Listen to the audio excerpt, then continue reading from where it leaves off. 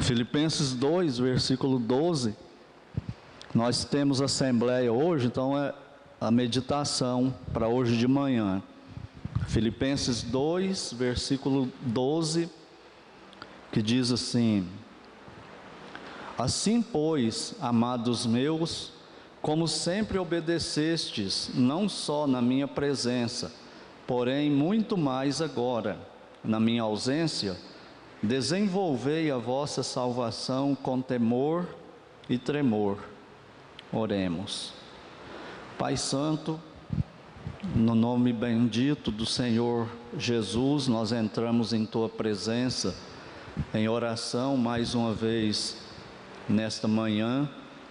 Muito obrigado, Senhor, por estarmos aqui, e agora com a Tua palavra nós te rogamos que o Senhor, com Teu Santo Espírito, nos conduza através dela e que o Senhor nos ensine, nos relembre alguma coisa que porventura tenhamos esquecido, nos admoeste em outras que talvez estejamos falhos, mas que o Senhor use a Tua palavra para a Tua honra, para a Tua glória e para o nosso bem, pois é no nome de Cristo que nós oramos. Amém. No passado, se não me engano, lá pela década de 1970, um pastor que era muito famoso na época escreveu um livro intitulado Jovens, Desenvolvei a Vossa Salvação. O pastor Israel Bjork.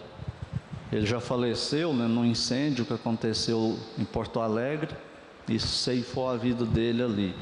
Então esse livro, na minha época de juventude, ele foi muito famoso, muito desafiador, usado por Deus, e me ensinou muito.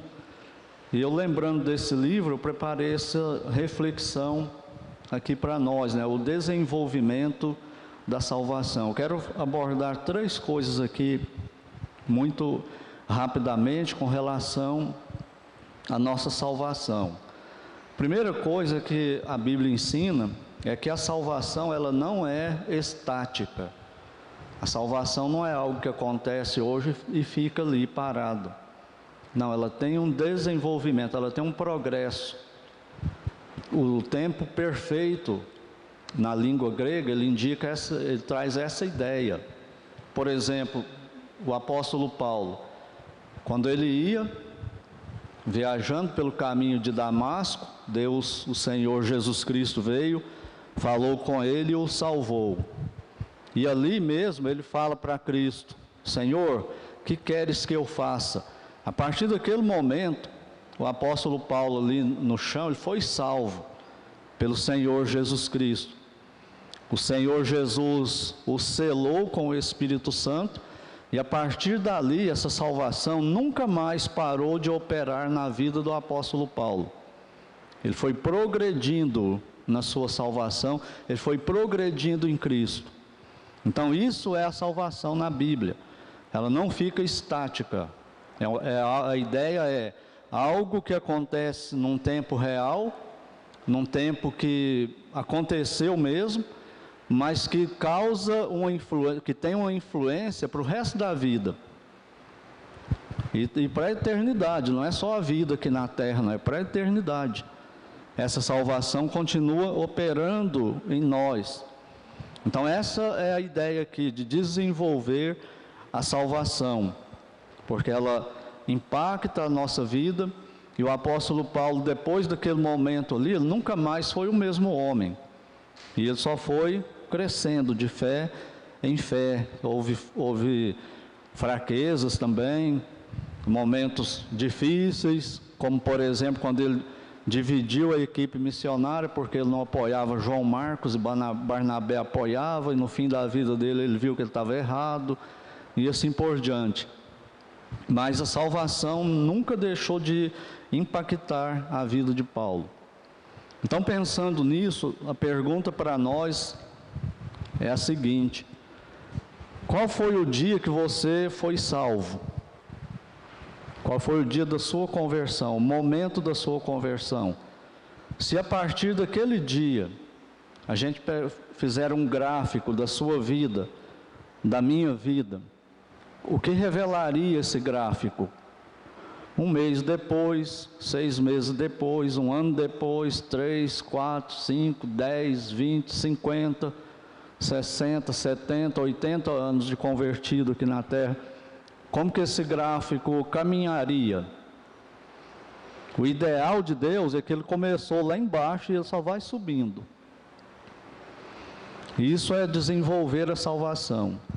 E a segunda coisa que eu quero considerar aqui é que o desenvolver da salvação que ele fala aqui, ele envolve pelo menos 2 coisas que está aí nesse versículo: temor e tremor. Envolve essas 2 coisas aí para desenvolver a salvação. O que seria o temor? O temor não é fobia. Fobia significa medo. O medo faz a gente fugir, recolher-se, se isolar. Essa é a fobia. Ele não está falando de medo aqui. Quando a gente fala de temer a Deus, quando a Bíblia fala que o princípio da sabedoria é o temor ao Senhor, ele não está falando de fobia. Porque se você tiver medo de Deus, você vai fugir de Deus, não vai? A hora que você ver Deus, encontrar com Deus, sentir que Deus está falando contigo, você vai fugir dele. Você não vai querer estar próximo de alguém que você tem medo. Você vai querer fugir. Então não está falando de fobia aí. Esse temor significa o seguinte: a pessoa conhece Deus na salvação, Deus vem e o salva em Cristo, e se apresenta para ele, se revela para ele de uma forma como ele nunca tinha sabido antes. E Deus vem dessa forma e se revela para ele. E ele então começa a ter um conhecimento de Deus que era impossível antes da conversão para ele. A Bíblia diz em 1 Coríntios que o homem natural não aceita as coisas do Espírito de Deus e não pode entendê-las. 2 coisas, ele não aceita. Por isso que é tão difícil você levar uma pessoa a Cristo, porque ele não aceita as coisas de Deus. Ele não fala isso abertamente, mas na alma dele, na carne dele, na natureza dele, no eu dele, ele rejeita Deus. E a outra coisa que Deus diz lá é que ele não pode entender, ele está incapacitado. O entendimento dele está impossibilitado pelo pecado de conhecer Deus e as coisas de Deus. Ele não tem chance. Por isso que precisa do milagre da conversão. É por isso que um pecador pode aprender álgebra, muito difícil, equações, medicina, um cirurgião abrir o corpo da pessoa e fazer coisas fantásticas no corpo dele, e entender todo esse processo de como faz isso sem matar a pessoa, e ele não entende o Evangelho. Você explica o Evangelho para ele, não entende. Por quê? Porque ele está incapacitado de entender o Evangelho. Então, a partir do momento da conversão, Deus se revela para ele, o Espírito Santo vai capacitando a ele no conhecimento de Deus, e ele vai entendendo, ele vai se maravilhando, ele vai se deslumbrando nesse conhecimento de Deus e ficando cada vez mais amoroso para com Deus.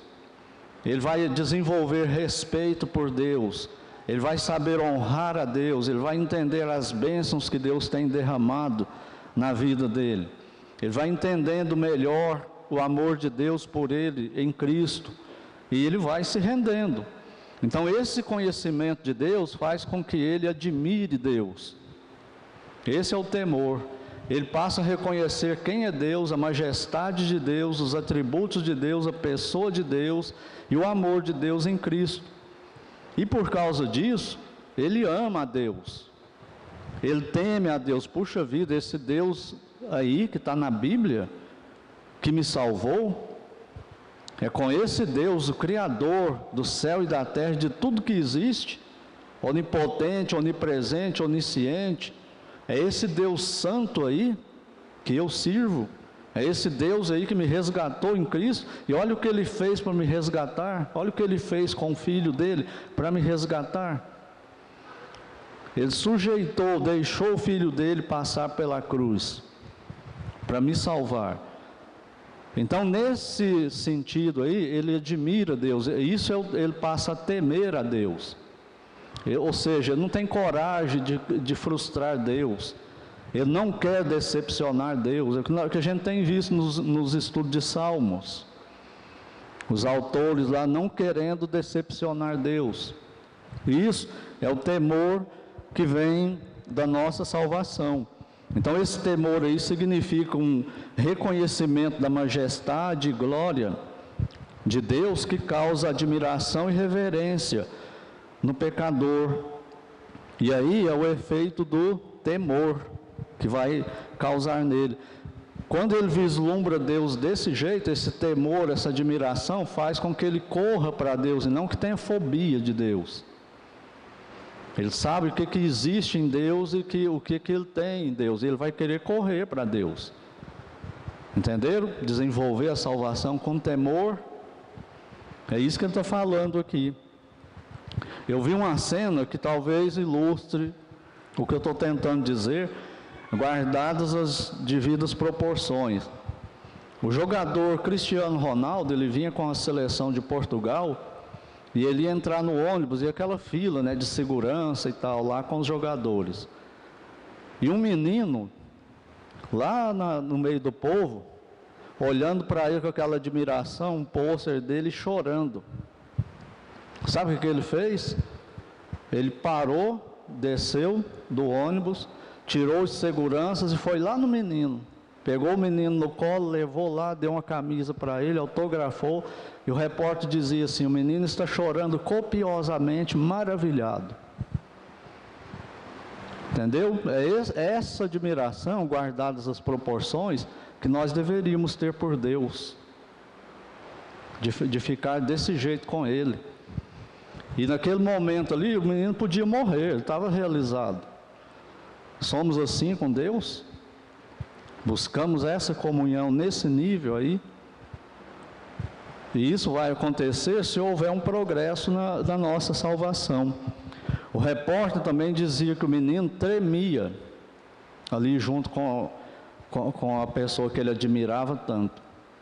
É para acontecer isso conosco. Agora imagina quem é o Cristiano Ronaldo comparando com o Senhor Jesus Cristo. Mas tem muitos cristãos aí que têm esse sentimento por pessoas e não tem por Cristo. Ele fica maravilhado assim na presença de pessoas. Quer fazer selfie, pôr no Facebook, e mostrar e aparecer junto com a pessoa. Mas não tem isso com Cristo. Porque precisa de fé, né? Precisa de vida com Ele. Não tem como fazer selfie com Cristo e pôr no Facebook. Isso aí só você e Ele que vai saber. Nem os outros têm noção da realidade desse relacionamento. A gente supõe. Mas como Ele é mesmo, é só o crente e Cristo é que sabe. Só Cristo, só a gente e Deus é que sabe. Mas que nós desenvolvamos a salvação com temor e tremor. E em terceiro e último lugar, dessa salvação com temor e tremor, ela só é possível com um relacionamento com Deus que leva ao conhecimento profundo dele cada vez mais.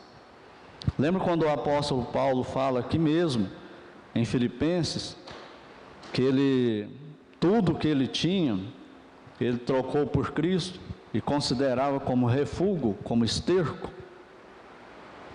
Nós fazemos isso, chegamos nesse nível? Seja lá o que for na nossa vida, ou quem for que estiver entre nós e Cristo, a gente deixa para lá e fica com Cristo? Nesse nível, nosso relacionamento? É só esse relacionamento que vai fazer com que a gente tenha temor e tremor por Deus. Se não for esse relacionamento pessoal, íntimo, profundo, não acontece. Fica aquele relacionamento com um certo grau de intimidade, mas não muito. É mais ou menos como nossas amizades. Aqui na igreja nós nos conhecemos, somos amigos, irmãos, mas não é verdade que nós temos relacionamento mais profundo com uns do que com outros? E quanto mais você conhece a pessoa, mais você vai ter noção de quem ela é de fato. Ou você vai admirar ela ainda mais, ou você vai se decepcionar com ela, na medida que você conhece mais. Agora, gente, com o nosso Deus, só é possível uma opção. Qual é? Só é possível uma realidade. É nos maravilhar com Ele. Não é possível conhecer Deus e se decepcionar com Ele. Isso não acontece com Deus, isso acontece conosco. Tem uma frase aí do mundo, né, secular, que diz que quanto mais você conhece uma pessoa, tanto mais você se decepciona com ela. Que ela é fraca, ela é pecadora, ela é limitada. Com Deus isso não acontece. Quanto mais se conhece Deus, mais se admira Deus. Ou não conhece Deus, só tem uma religião. Então que Deus nos ajude, né, a desenvolvermos o relacionamento assim, para corrermos para Deus e não para correr dele. E que assim aconteça o que está dizendo no versículo 12, desenvolver a nossa salvação com temor e tremor. Que Deus nos ajude. Vamos para as classes.